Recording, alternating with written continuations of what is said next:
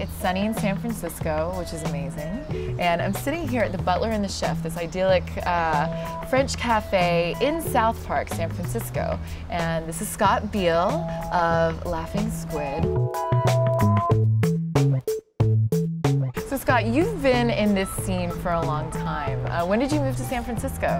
92. Back then it was all multimedia. So CD replication was the wave of the future.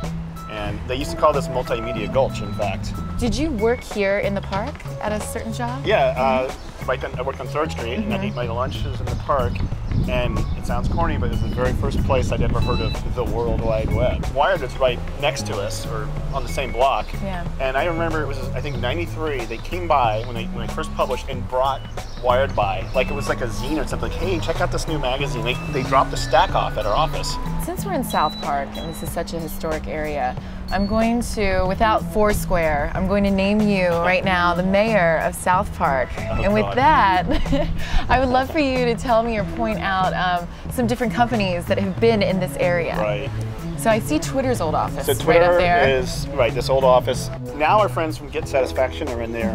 Wired's on 3rd Street. Yahoo Brickhouse was above them. There's so much right around the neighborhood. So then you have this company called Laughing Squid. How did you get into that?